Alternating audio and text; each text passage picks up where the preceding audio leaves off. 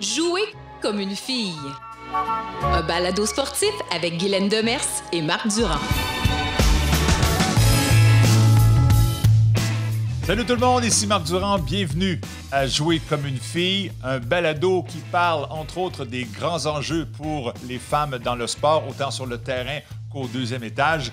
C'est propulsé par Égal Action, ce balado-là, mais également accompagné par le secrétariat à la condition féminine. On parle bien sûr des enjeux, mais aussi des succès et des grandes dames, entre autres, qui ont marqué le sport et qui continuent à le faire. J'ai le privilège, comme l'an dernier, d'être accompagné par la co-animatrice Guylaine Demers, rien de moins, femme d'influence dans le monde du sport, autant ici qu'ailleurs dans le monde. D'ailleurs, elle a remporté en 2020 le titre, le trophée, en fait, Femmes et Sport, décerné par le Comité international olympique. C'est également, entre autres, elle est professeure titulaire à l'Université Laval en éducation physique.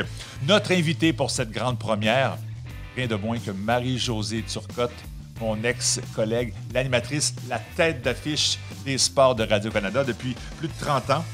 Ensemble, on va parler de sa carrière, des embûches qu'elle a dû surmonter, également de la place des femmes dans le monde du sport, dans les médias et bien sûr, de sport olympique. Ce balado est disponible en audio sur Spotify, sur Apple, votre application préférée, on est partout, mais également en vidéo sur Vimeo, sur Facebook, également YouTube. Alors, soyez prêts. L'émission commence maintenant.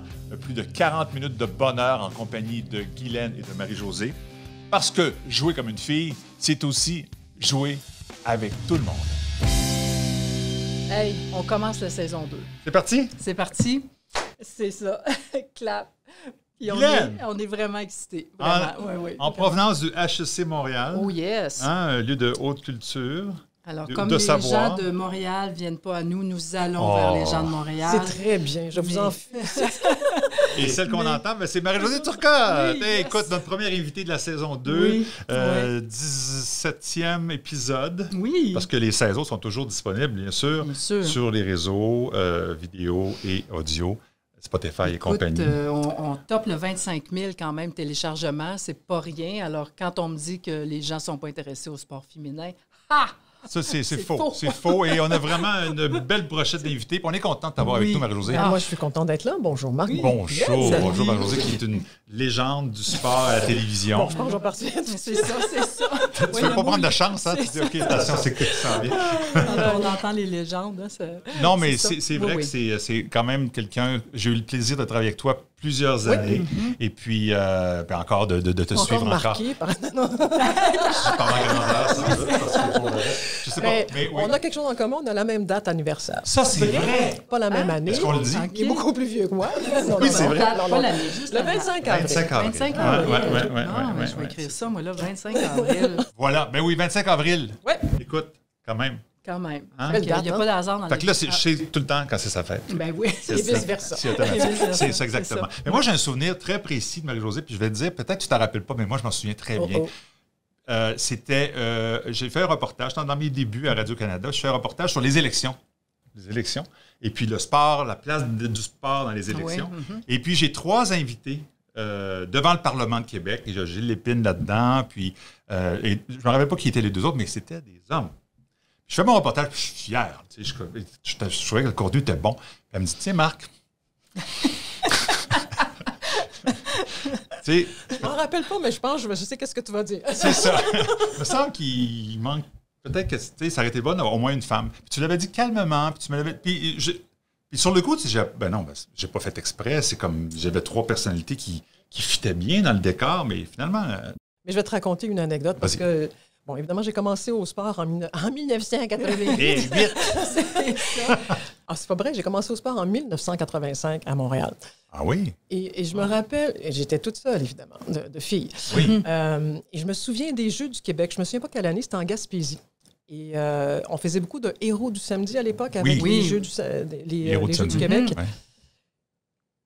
Et pendant tous les Jeux du Québec qui ont été diffusés en direct, et les héros du samedi après, c'était que des garçons. Et j'avais dit au réalisateur, je tairai son nom, c'est un gars de Québec. Je sais. J'avais dit, mais comment se fait-il que vous avez fait juste des émissions avec des garçons? Ouais, Je m'en suis même pas aperçue. c'est ça. Comme tu m'as répondu. Exactement. Alors, c'est là, moi, que je vois une différence dans le cheminement qu'on a fait. Ouais. Aujourd'hui, les gars vont se poser la question. Clairement. Ils ne se la posaient pas avant. Les filles aussi vont se poser la question parce que même moi, quand j'ai commencé au sport, je me rappelle quand je faisais mes bulletins de nouvelles, parce que c'était toujours l'habitude, on parlait de tennis, on parlait des gars avant, les filles après. Ah oui.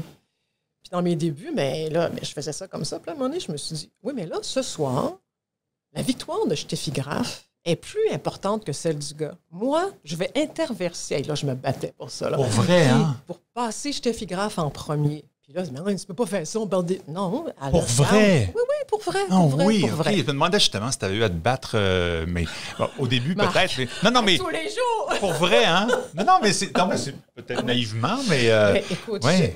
écoute, il m'appelait la féministe. Ah, ça, ouais. écoute, ça n'avait pas de bon sens. OK. J'étais, on sait bien, toi, t'es féministe. Là. C'est comme, mais oui, mais... Je dis, mais oui, mais vous vous rendez même pas compte. Là. On parle que des gars. Je comprends que le sport, il est masculin. Je comprends. Mais il y a des femmes aussi. Elles ne sont pas nombreuses, mais quand elles sont là, est-ce qu'on pourrait quand même en parler? Tu sais? Ou même dans les sujets que j'amenais, des fois, ah oui, ah. Mais ça va être intéressant. Ben oui, c'est moi qui va le faire, qui va le dire. ça. Mais est-ce que tu as encore aujourd'hui, là, parce que tu fais un bulletin de nouvelles encore... Oui. Bon, c'est ça. Alors, ça reste que, bon, Et là, la techno le hockey, le aujourd'hui, feu... là, c'est Oui. extraordinaire. C'est moi le boss. Ah, OK. Yes! OK. Mais ça, c'est bon. Girl power. Non, mais Non. ce que je veux dire, c'est que la technologie a tellement Oui. changé. Quand j'ai commencé, on faisait un bulletin de nouvelles. Écoute, il faut dire que c'était beaucoup plus long. Oh oui. On avait presque une demi-heure à l'époque. Oui. C'est autre chose. Ouais. Il y avait un réalisateur, il y avait une assistante, il y avait 2 scripteurs, Ouais. il y avait on appelait ça des annonceurs à Ouais, l'époque. oui. C'est vrai. Et tout le monde participait à ça, mais c'était le travail de toute une journée. Il fallait faire de l'affectation et tout. Et là, oui, il fallait que je me batte dans des réunions de production. Oui. Et aujourd'hui, pour faire un bulletin de nouvelles, on est 2. Deux concrètement sur le plancher. Évidemment, il y a des gens qui travaillent en amont, OK. qui Oui, font oui. de l'affectation et tout. Mais, et c'est très court, hein, notre Sport Express, Oui. il fait 5 minutes. C'est ça, exact. Oui, et puis ce que je te dirais en plus, c'est que à Radio-Canada en ce moment, moi, Radio-Canada, je le lis ici, hein, sur le cœur. Fait que si je ne suis pas objective, je vous le dis. Mais on fait des choses extraordinaires, je trouve. On a fait beaucoup de place aux femmes à travers le Clairement. temps. Et en ce moment, non seulement on fait de la place aux femmes, c'est la volonté de Radio-Canada en ce moment, dans tous nos bulletins, dans tout ce qu'on fait, de donner de la place aux femmes. Je veux dire, ça vient de notre première directrice, ça vient du rédacteur en chef, qui est un homme. Dans les réunions, n'oubliez pas, on fait la priorité au sport féminin. Et on fait donc maintenant, on fait la NWSL, le soccer féminin, donc on le diffuse maintenant sur notre site Internet. Il y a vraiment un effort qui est fait. Vraiment, en fait, je vais vous dire, j'aurais même pas pensé voir cette ouverture-là aussi grande pendant ma carrière. Wow, OK. hein? La musique à tes oreilles. Hein? Oui. Ben, en fait, c'est l'année passée, CBC, ils ont fait vraiment une grosse annonce sur leur match engagement aussi, qui avait été fait qu'avec des femmes. Exactement. Et puis on n'a pas vu la même... Moi, je pensais que automatiquement, ça sortait en français, mais c'est pas arrivé. Mais tu me dis, de l'interne, il y a quand même... Oui, il y a vraiment une démarche, mais il y a volonté pas très ferme de faire ça, de faire une place. Okay. Et puis, c'est pas évident. Vous le savez, vous connaissez le sport. Le sport, c'est encore... c'est ça que j'allais dire. Là, c'est vrai, pardon. cette volonté-là, puis tu as 5 minutes à remplir, mais lorsque les seules nouvelles qui te parviennent, puis ça prend de l'image... Non, mais tu n'as pas le choix. Il faut que tu fasses un bulletin de nouvelles avec ce qui se passe dans le jour. C'est ça. Le contenu de sport au féminin est plus difficile. Il y a moins d'accès, il y a moins d'événements aussi. Moins d'accès, beaucoup moins d'événements, mais ça, c'est... On a combien d'heures? Oui. Non, c'est ça. Ça reste que ça prend de la qualité aussi. C'est bien beau... En fait, la question, c'est l'argent. C'est aussi. toujours ça, Oui. en bout de ligne. Oui. Parce que c'est pas vrai que quand le produit est bon, les gens viennent pas. Quand le produit est bon, les gens vont y aller. Alors, c'est toutes les mentalités qui sont à changer, la culture et l'argent. Ouais. C'est vrai, tu as raison. Ouais. Tu sais, c'est bien que tu abordes la culture parce que, justement, dans les différents épisodes qu'on a eus, puis même du côté... tu sais, à chaque fois, je fais ma scientifique parce que je suis une scientifique. Ça nous prend des stats. Ça paraît pas, là, mais... Allez.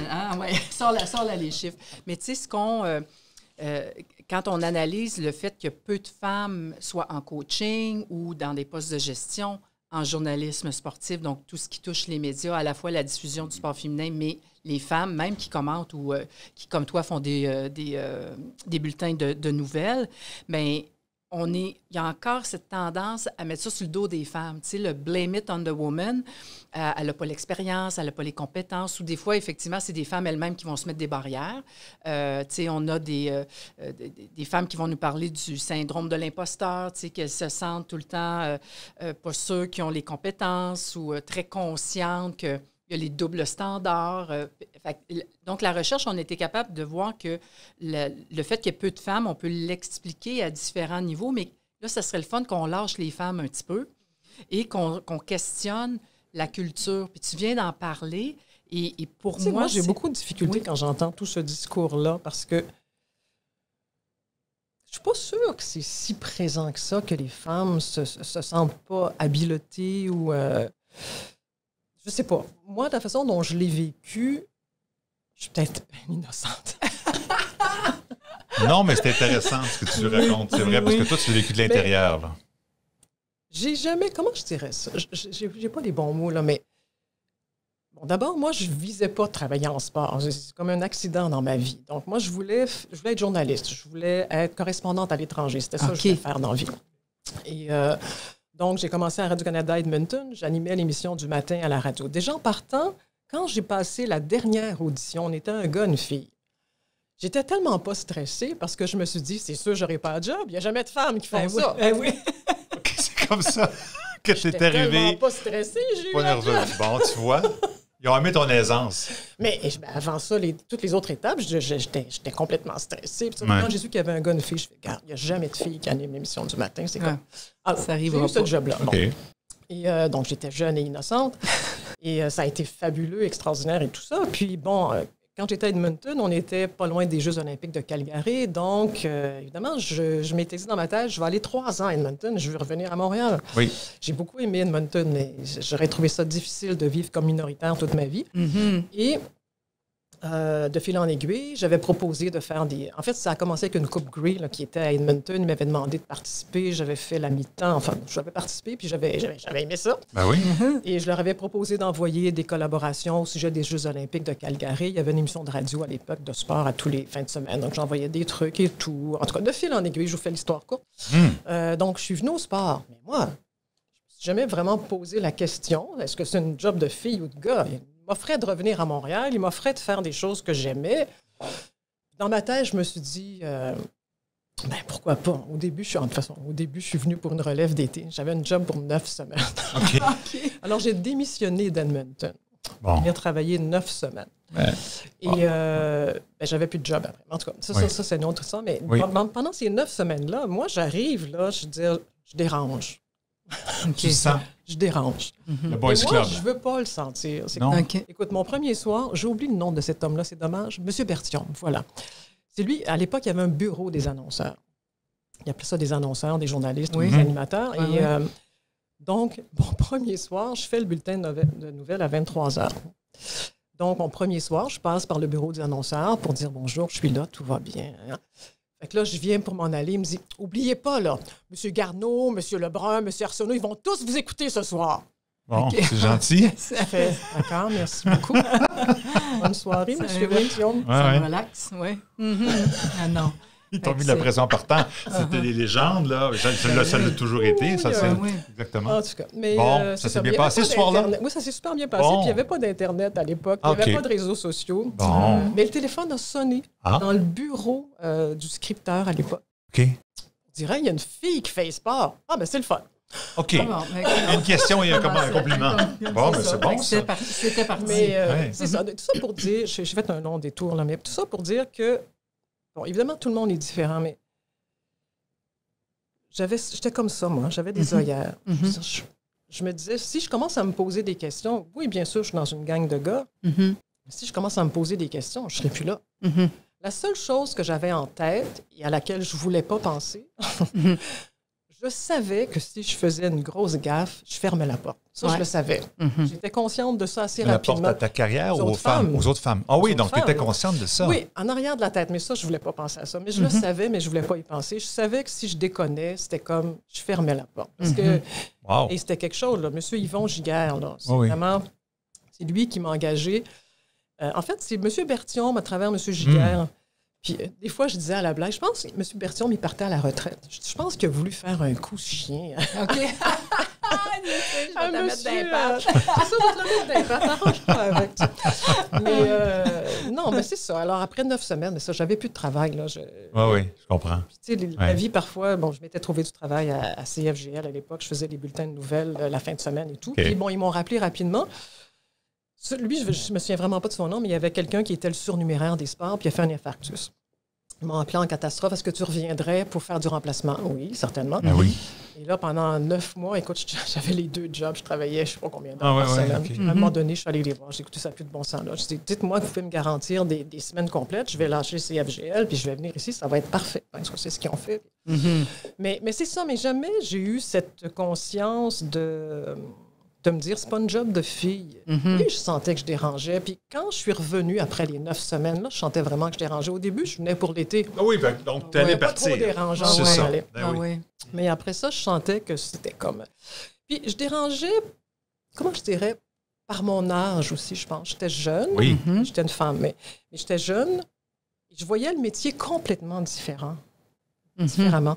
À l'époque, ça se faisait pas du reportage au sport. Puis moi, je comprenais pas que ça se fasse pas du reportage. Fait que c'est vraiment comme ça que j'ai créé mon emploi, parce que je me rappelle, pour le téléjournal du 18h, il n'y avait pas de reportage. Puis j'avais dit, je pourrais, moi, faire du reportage au quotidien de sport.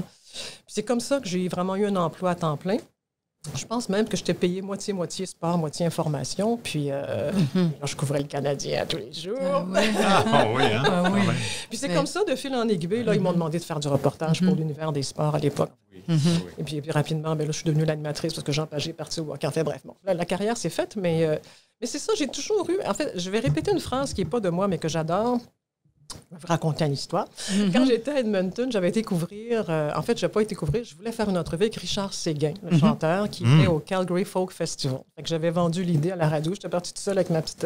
enregistreuse. Mon petite enregistreuse. Puis là, j'avais rendez-vous, je pense, le dimanche matin à 9h. Genre, je frappe à la porte. Aux portes du matin. À la porte du matin.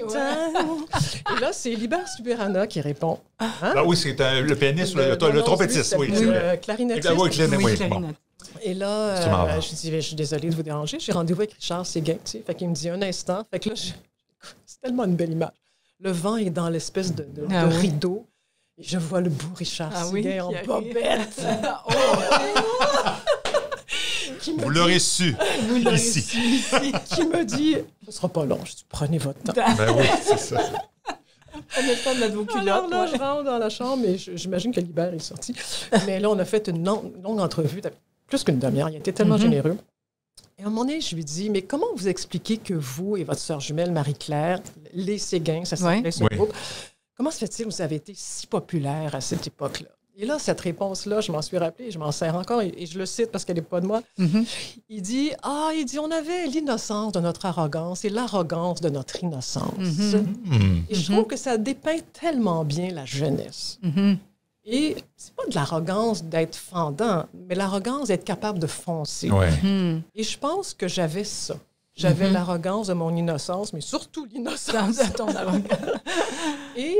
Quand on ne sait pas, hein, c'est ça qui est fabuleux. Oui, c'est ça. Je fonçais, puis j'avais des idées, je les proposais, puis j'ai eu la chance d'avoir un réalisateur qui a cru en moi du premier jour, Jacques Villot. Je ne sais pas si tu l'as connu, Jacques, non. Alors, il m'a dit, vas-y. C'était comme... Alors, j'ai fait plein de choses extraordinaires, puis comme je sentais que j'avais quand même la confiance, alors ce Jacques Villot en question m'avait fait le compliment ultime. T'es one of the boys. L'expression consacrée. Oui. Bon. J'avais dit, je comprends ce que tu veux me dire, Jacques. C'est super gentil venant de toi, mais je préférerais être the girl in the gang. Oui, c'est ça. Fait que là, il me dit... C'est ça. Oui. Mais écoute, c'est... mais là... Évidemment, je t'écouterai jusqu'à demain soir, là. C'est clair. J'ai l'impression que je t'écoute avec la bouche grande ouverte. Je suis comme ma nièce qui dit, mon Dieu, tu vas rencontrer Marie-Josée. Comme d'ici, salut. Ah oui, hein? Ben oui. C'est ça, bon. Là, Emmanuel. Salut, Emmanuel. Bonjour, Emmanuel. Oui, c'est ça. Et puis pour moi, ce que j'entends, c'est l'importance, parce qu'on a eu un épisode sur les hommes comme alliés en sport. Puis l'importance, surtout dans un monde qui est tellement masculin, fait que clairement, tu sais, depuis tantôt, tu nommes justement des hommes qui ont influencé définitivement ton parcours.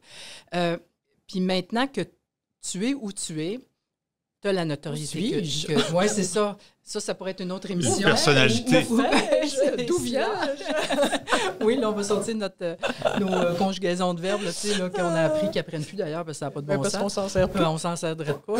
Mais, tu sais, est-ce que toi, maintenant, avec la position dans laquelle tu es, qui est, disons, privilégiée comparativement quand tu as commencé, où là, tu sais, il y a des choses auxquelles il faut faire plus attention, mais est-ce qu'à ton tour, tu as l'opportunité d'aider des femmes qui te suivent, de mentorer, d'ouvrir des portes ou d'aller au bat pour certaines d'entre elles?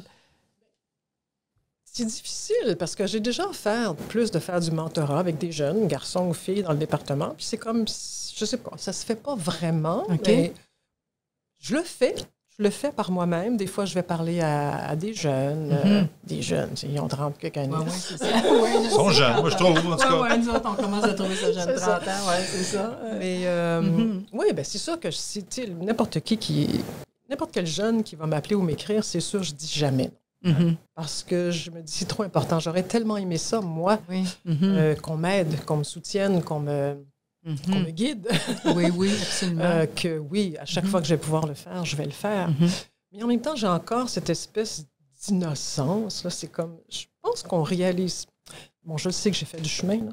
Je sais que j'ai de l'expérience, mais tu sais, j'ai pas conscience. Si tu me dis, ta nièce là, est toute contente. Moi, à chaque fois, ça m'épate. Je fais, ah oui. Mais... j'ai pas cette conscience-là. Puis c'est peut-être pour ça que j'ai avancé aussi, parce que je me suis jamais arrêtée à savoir qu'est-ce que ça veut dire. Là, pas vraiment. Non, c'est pas pour moi. C'est ça, hein? Je me suis jamais arrêtée à ça. Qu'est-ce que ça veut dire? Qu'est-ce que ça a comme impact? Je pense que quand on commence à penser à ça, on arrête d'avancer aussi, parce que cheminer, c'est de le faire, puis d'avancer, puis c'est comme une quête. Hein? On veut toujours... En tout cas, je ne sais pas, on va parler pour moi, là, mais je pense que c'est pour tout le monde aussi. Je pense qu'on veut toujours être meilleur, on veut toujours connaître plus de choses, on veut toujours les faire mieux, on veut toujours... Puis oui, c'est sûr que si je peux aider des gens, je le ferai tout le temps. Si je peux comme donner un petit coup de main, je vais le faire. C'est sûr que des fois, je parle avec mes patrons puis je suggère certaines personnes pour telle chose. Je ne les impose pas, c'est pas moi qui décide. Mais il me semble que lui ou elle, il me semble qu'il ferait très bien ce travail-là. Ouais, c'est bon, des fois ça marche, des fois ça marche pas. Mais voilà. Je pense que c'est par l'exemple que tu as toujours prêché pour l'avoir vécu. C'est une bonne gainée, finalement. C'est une bonne fille d'équipe. C'est une femme d'équipe. On le sait parce qu'elle a cette qualité-là de mettre tout le monde sur le même piédestal. Elle ne se met pas, tu ne te mets pas sur un piédestal. Et les collègues autour, caméraman, maquilleuse, peu importe, recherchiste, en tout cas, il semble que tu es vraiment une fille d'équipe. Je pense que c'est ce que les gens apprécient de toi aussi. Alors, c'est pas surprenant que tu nous dises « j'ai pas vu ça aller », puis que, bon, tant mieux si les gens me reconnaissent, puis idolâtre, peut-être. mais dans un sens, c'est ça, c'est toi, c'est ta personnalité. Tu es une passionnée d'abord et avant tout. Oui, je suis une passionnée, puis je suis une passionnée de l'animation. C'est ça que je réalise de plus en plus. Les Olympiques et tout ça, mais ce que je réalise, c'est que c'est communiqué. C'est tellement plaisant. C'est tellement... Tu sais, quand je fais des Olympiques, là, je veux dire, j'ai beau travailler 16 heures par jour, là, c'est pas grave. On s'en rend pas compte. J'en mange, j'aime ça. Puis, tu sais, les Jeux de Tokyo avec le décalage horaire, je veux dire, j'ai fini de l'animation de ma dernière émission, il était minuit. Je rentrais à 4 heures pour faire la clôture. C'est pas grave. C'est comme j'en mange, j'adore ça. Mais oui, je suis une passionnée. D'ailleurs, tu ouvres la porte parce que une des raisons pour lesquelles on voulait t'inviter, c'est justement ton bagage olympique. Bon, tu reviens de Tokyo. Et Tokyo, on a entendu beaucoup parler cette année qu'on s'approchait vraiment des Jeux complètement égalitaires. Autant donc, participation qui vont arriver en 2024 à Paris. Fait que je voulais avoir un peu ton regard de tes premiers Jeux à maintenant, comment tu as vu cette évolution-là de l'intérieur, mais aussi des petits combats qui restent à mener peut-être, petits ou gros, surtout en lien là, avec les Olympiques, parce qu'écoute, on a la personne associée. Ça a complètement changé. C'est fou. Je vous disais tout à l'heure, j'aurais pas pensé que ça aurait autant changé. Je vais raconter une autre anecdote, je m'égare, c'est pas grave. Prends ton Je faisais de la radio à Radio-Canada à Edmonton. La dernière demi-heure de l'émission du matin, c'était agréable parce que je faisais ce que je voulais. OK. Puis On aime j'invitais ça, toutes sortes de monde. Puis donc, c'était l'entrevue de Richard Séguin, c'était là. Puis à un moment donné, j'avais eu un astrophysicien. Puis là, je tripais, puis je posais plein de questions. Et je me souviens pas de la question que je lui avais posée. J'avais posé une question, puis il m'avait regardé, puis il m'avait dit « Oh, la jeunesse, c'est fabuleux. » Vous avez la foi, vous pensez que les choses vont se faire rapidement, c'est extraordinaire. Il dit, la question que vous me posez, il dit, je crois pas que vous serez vivante quand ça va se réaliser. Alors là, je m'étais dit, oui, c'est comme ça. Tu sais. Mais quand j'étais jeune, je voulais que le monde change comme ça. Mais tu sais, avec le temps, j'ai réalisé que ça fonctionne pas comme ça et que ça prend du temps. La révolution, c'est pas toujours dans un clin de coup de doigt. Ouais. Mais honnêtement, je ne pensais pas voir autant de changements. Et ça, c'est tellement réjouissant. Tu les vois où, les changements, justement? Là? Ben, dans la participation, surtout des femmes. Pour moi, il y a eu un moment tournant. Si on regarde les chiffres, je sais que tu aimes ça, les chiffres. Oui. Oui. La participation féminine à Los Angeles en 84, c'était 25 %. En 92, à Barcelone, ça va faire 30 ans, là. 30 %. Donc, 7 gars pour 3 filles. Mm-hmm. Ça, c'était 92. Et je me souviens, moi, d'avoir fait plein de reportages. Il y a eu un groupe qui s'est créé à partir des Jeux de 92. C'était un groupe de femmes très influentes en France. Ça s'était appelé Atlanta Plus. Non? Et c'était parce que ces femmes-là avaient regardé la cérémonie d'ouverture ensemble des Jeux de Barcelone pour se rendre compte. Là, mais elles sont où, les femmes, là? Elles sont où, là? Alors, bordel! Puis là, toutes les délégations d'Amérique latine, des pays arabes, ben non. Elles sont où, les femmes? C'est ça. Alors, ces femmes-là s'étaient unies. Elles avaient créé Atlanta Plus. Leur but, elles étaient un peu ambitieuses, avoir l'équité à Atlanta. Bon, évidemment... En 4 ans. En 4 ans. Elles poussaient fort. Oui. Mais ces femmes-là ont fait des représentations partout sur la planète, jusqu'à l'ONU, pour obliger le CIO à s'ouvrir puis à changer des choses. Et elles avaient ciblé, évidemment, les pays du Golfe, puis l'Arabie saoudite et tous ces pays-là. Et en disant, il n'y a pas de femmes, ça n'a pas de bon sens, et puis tout ça. Puis en 96, en mesure de réponse, je me semble que c'était l'Arabie saoudite, c'était une femme porte-drapeau. Ah bon? Alors, ça avait été la réponse. Et je me souviens, je co-animais la cérémonie d'ouverture avec Bernard de Rome, qui était tout excité. « Waouh, une femme, l'Arabie saoudite, blablabla. » Là, j'essayais de passer mon petit message. Oui, mais ça, c'est une réponse parce qu'il y a eu beaucoup de représentations qui ont été faites. Bon, bref. Mais ce groupe-là a eu une influence. Il y avait un groupe aussi en Australie qui était très puissant, qui faisait beaucoup de lobbying. Alors, tous ces groupes-là, tranquillement, ont fait un travail important qui a obligé le CIO à mettre des quotas, qui a obligé le CIO à finalement avoir peut-être un groupe d'athlètes aussi qui représentait les athlètes. Et je me rappelle aussi, parce que là, j'ai trop de souvenirs. 92 aussi, c'était un moment marquant parce que, je ne sais pas si vous vous rappelez, cette athlète-là, une Algérienne, Hassiba Boulmerka, elle avait remporté le 1500 mètres. C'était une victoire, je me souviens d'avoir vu des titres, victoire contre l'intégrisme. Parce qu'elle s'entraînait en short, évidemment, et elle se faisait tirer des roches, elle se faisait cracher dessus parce qu'on ne pouvait pas se vêtir de cette façon-là. Alors, c'était comme un pied de nez. Elle avait remporté la médaille d'or à Barcelone en 92. Et je dirais qu'à partir de là, et en 96, nous, le Canada, c'est 1000 Canada. Pour la première fois de l'histoire, en 96, à Atlanta, le Canada avait présenté une délégation 50-50. 50 % d'hommes et 50 % de femmes. Et depuis ce temps-là, le Canada a toujours été assez équitable, même que maintenant, il y a plus de femmes. Plus de femmes, mais plus de succès aussi. C'est peut-être un dossier. Oui, ça, c'est un dossier intéressant. Et donc, oui, il y a eu toute cette montée-là de la participation des femmes qui a été beaucoup plus longue dans certains pays que d'autres, mais je pense que le Canada, pour ça, est un exemple. Les athlètes. Et donc, oui, il y a eu toute cette montée. À Paris, ce sera, comme tu disais, l'équité totale. Ça aura pris quelques années. Oui, c'est ça. On est parti en 1885. Et ça, c'est parce qu'on parlait de culture tout à l'heure, c'est parce qu'il y a eu des changements de culture. Pour nous, ici au Canada, je le lis malheureusement beaucoup aux États-Unis, avec cette fameuse loi que vous connaissez sûrement, Title IX, dans le temps de Nixon, dans les années, au début des années 70, qui obligeait toutes les universités, collèges publics à donner le même argent au sport masculin que féminin. Ça a une incidence sur le sport canadien parce qu'on a beaucoup de Canadiens qui sont allés étudier aux États-Unis parce qu'il y a eu canadiennes, parce qu'il y a eu ces ouvertures-là et que ça a obligé nos structures à nous aussi à changer.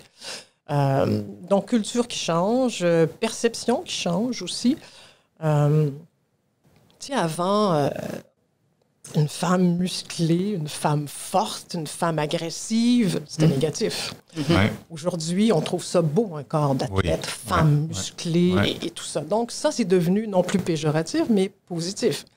Et je dis toujours à la blague, le mouvement olympique, à son corps défendant, a beaucoup aidé le développement du sport féminin. Parce qu'il y a eu beaucoup de luttes qui ont été faites, qui ont fait en sorte que les femmes ont pu accéder aux Jeux olympiques.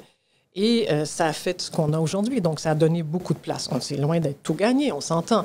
Mais tu disais tout à l'heure, au niveau même des performances, les Canadiennes sont meilleures. Mais j'aimerais confronter ma nouvelle théorie avec vous. Yes! Vas-y, on est prêts. Ah oui, on est prêts. Attention. Oui. Je me dis, est-ce que... Parce que c'est vrai que les femmes excellent aux Jeux olympiques, les femmes de tous les pays occidentaux, bon, le Canada surtout. Oui. Et je pense que le fait qu'il n'y a pas de ligue professionnelle, qu'il n'y a pas d'issue vraiment pour les femmes, oui, tennis, oui, golf, oui, tranquillement aux États-Unis, soccer, basketball, un peu en Europe, volleyball aussi qu'on peut rajouter. Oh, water polo. Mais donc, il n'y a pas d'endroit où on peut s'épanouir d'un point de vue sportif. C'est encore majoritairement les Jeux olympiques. Alors, pour moi, ça explique le succès des femmes canadiennes aux Jeux olympiques versus les hommes qui ont plein d'endroits pour s'exprimer ailleurs. Je trouve ça intéressant. Oui. Effectivement. Je n'avais pas vu ça, cet angle-là. Un projet de recherche là-dessus. Non, mais c'est vrai. C'est vrai qu'on regarde depuis 2016, depuis Rio, toutes nos médailles masculines, on peut les appeler comme ça, c'est en athlétisme, sauf Éric Lamaze en équitation. Oui, sinon, 2016. Certains diront que c'est son cheval. Mais oui, c'est oui, c'est ça. Oui, effectivement. Mais effectivement, puis c'est une question que je me posais pendant les Jeux aussi. On disait, oui, les femmes ont du succès. Oui, tant mieux, bravo. Puis, oui, bravo. Mais on est, bon, il y a peut-être un autre dossier. Hein. Mais en fait, tu vois, puis j'aime ça que tu me poses la question parce que c'est sûr que je vais aller chercher, clairement. Mais dans les informations que j'ai en ce moment, puis les études que moi j'ai consultées, une des explications, entre autres, puis la tienne, c'est une excellente piste, là, mais c'est aussi le nombre d'embûches que les femmes doivent traverser pour se rendre où elles veulent se rendre, qui fait qu'elles deviennent, très résilientes, mais aussi très combatives.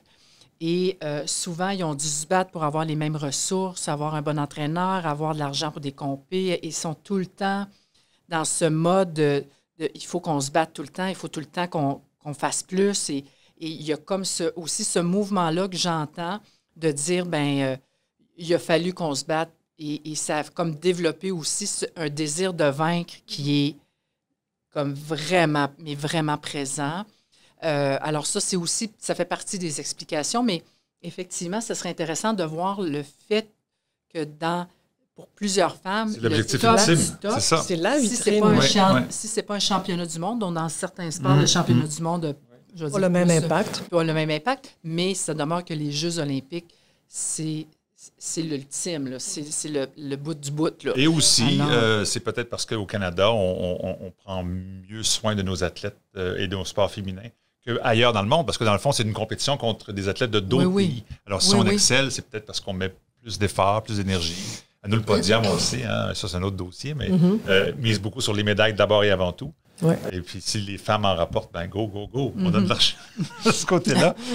Mais en fait, on donne de l'argent au sport. Oui. Nécessairement aux femmes. Parce que à notre podium, on subventionne le sport qui réussit. Oui, mais donc, c'est souvent les équipes. J'avais fait un reportage là-dessus, puis je pense, j'ai pas les chiffres, mais soccer versus golf, c'était vraiment 10 fois plus chez les femmes. Parce qu'il y avait plus de chances de succès. Les hommes ne se sont même pas qualifiés. Exactement, c'est ça. Ouais. Bon, alors, on a trouvé 3 sujets d'émission. En parlant avec Marie-Josée. On va se rendre à la saison 10. Il faut savoir que toi, tu viens de l'athlétisme. Oui. Hein, tu as fait quand même bon bout de chemin en son hauteur, je me trompe pas. Ouais. C'est ça, exactement. Donc, tu avais déjà quelque chose, même si tu dis que c'était pas les sports que je voulais faire. Mais non, mais j'avais une affinité, c'est sûr. C'est clair, hein? Comme c'est toujours mon père. Mon père, c'était un drôle de numéro. Mon père, c'était un Un sportif de... Ben, il a fait beaucoup de sport dans sa jeunesse, mais c'est un sportif de salon intellectuel. OK. Oh, il analysait. L'image que je pourrais faire de mon père, c'est comme il y a du football à la télé, il y a du baseball à la radio, puis il lit le devoir. OK. C'est pas vrai, genre? OK. Non, mais ça dépend C'est Jean Dion, mais à la maison. C'est ça. Mais, puis tu parlais d'hommes qui nous ont aidés tout à l'heure. Tu sais, je me rappelle, à un moment donné, j'avais reçu le titre de femme de l'année du Y des femmes en communication. Oui. Puis j'ai dit, bon, ben là, je vais être à contre-courant. C'est un prix de femme, mais je vais remercier un homme. Ah, ben oui. C'est mon père, tu sais, mon père qui a toujours cru en moi. Oh, wow. Mon père avait une plume extraordinaire. Mon père voulait gagner sa vie dans les lettres, il l'a gagné dans les chiffres. Là. OK. Mais il avait une plume extraordinaire. Tu sais, il nous a toujours poussés à écrire comme du monde, Oui. à s'exprimer comme du monde. Il nous corrigeait tout le temps. Ouais. Puis, tu sais, mon père, c'était mon fan numéro 1. Mon père était vieux. Mon père, il s'est marié à 34 ans. Ma mère en avait 20. OK. Alors, quand il a eu ses enfants, il aurait quasiment pu être notre grand-père. Ah oui. Mais c'est ça, tu sais, que j'étais mon fan numéro 1.